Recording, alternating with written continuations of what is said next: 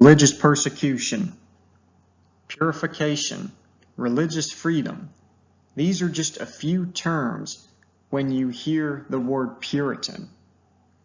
The main goal of the Puritans was to purify the Roman Catholic Church of England of its traditions. Puritans had a huge influence in history, American expansion, and literature. Now, this term dates back to the year 1564.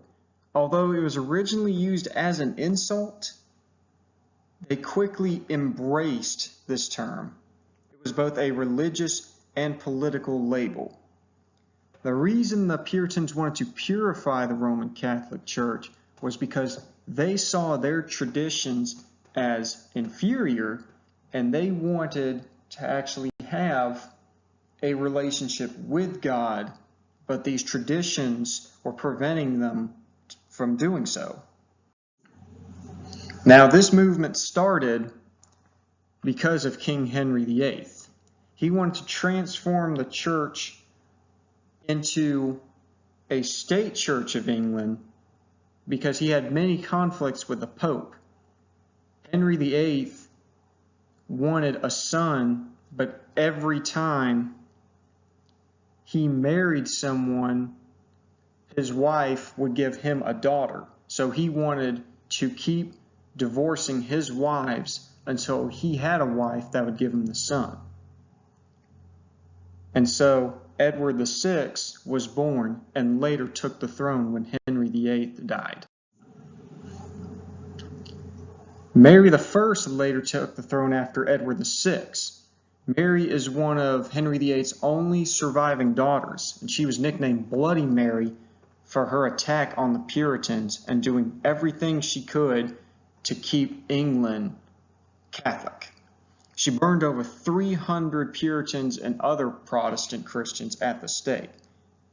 Despite her actions, she only increased the amount of Puritans in England as the movement continued to strengthen.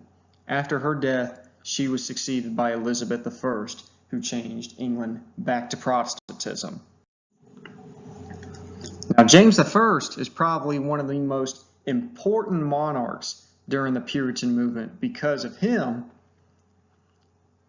something amazing happened, and it was the authorization of an English translation of the Holy Bible, to which we know today as the King James Version Bible.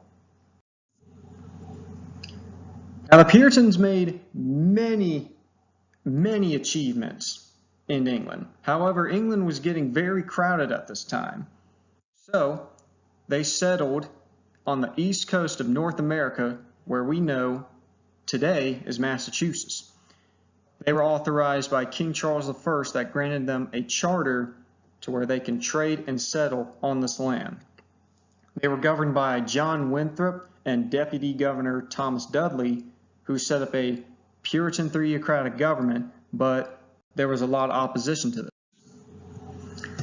The opposition was mostly caused by these two people, Roger Williams and Anne Hutchinson. Roger Williams was banished from the Massachusetts Bay Colony because he believed governments should not enforce religion. It should be up to the individual to do so. There was also Anne Hutchinson. Now, I do not believe she was against the theocratic government. However, even though she followed the teachings of John Cotton, a major influence during the Puritan movement, she was wrongfully convicted and banished for sedition.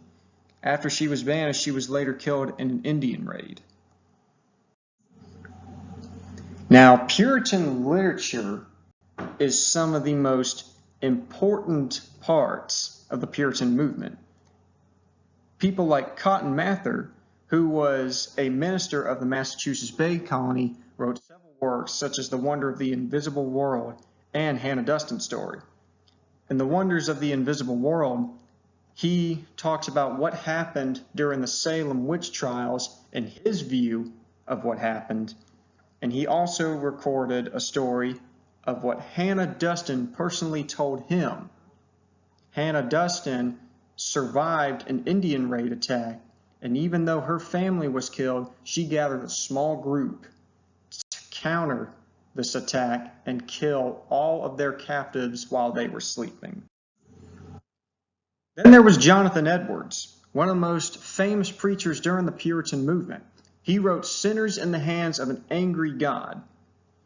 This was meant to strike fear in the Puritans and other Protestants. However, he was a great preacher, a great philosopher, and definitely probably one of the greatest preachers of all time.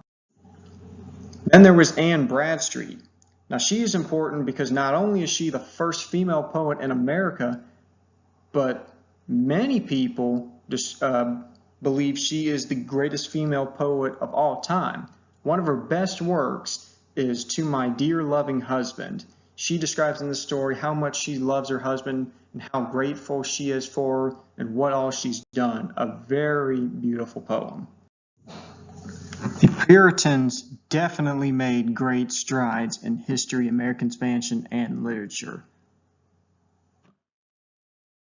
The Puritan movement is probably one of the most important parts of English and American history, and their works are still praised today.